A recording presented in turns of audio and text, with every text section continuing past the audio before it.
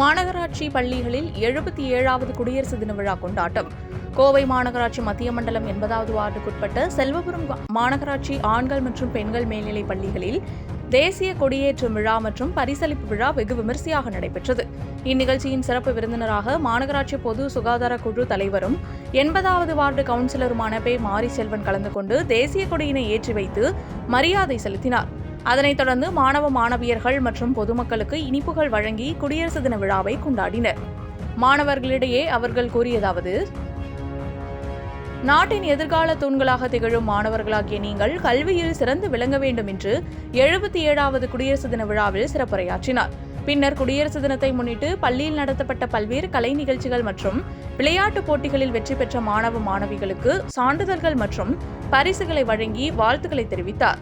அதனைத் தொடர்ந்து திராவிட மாடல் அரசு சார்பில் பள்ளி மாணவிகளுக்கு விலையில்லா இலவச மிதிவண்டி வழங்கி சிறப்பித்தார். இந்நிகழ்ச்சியில் பள்ளி தலைமை ஆசிரியர்கள் தேவசகாயம் மற்றும் தனலட்சுமி, ஆசிரியர்கள், பகுதி பொறுப்பாளர்கள் என்.ஜே. முருகேசன், வார்டு செயலாளர் நா. தங்கவேலன், ராஜேஷ், இளங்கோ, கழக நிர்வாகிகள் மற்றும் பெற்றோர்கள் உட்பட ஏராளமானோர் கலந்து கொண்டு குடியரசு தின விழாவை மகிழ்ச்சியுடன் கொண்டாடினர். மேலும் 77வது குடியரசு தின விழாவில் பள்ளியின் சார்பில் மாணவர்களின் கலை நிகழ்ச்சிகளான நடனம், பாடல் நிகழ்ச்சி, சிலம்ப தீப்பந்தாட்டம், சிலம்பம் உட்பட பல்வேறு கலை நிகழ்ச்சிகள் நடைபெற்றது. இதனை குடியரசு தின விழாவில் கலந்து கொண்ட அனைவரும் கண்டு ரசித்தனர்.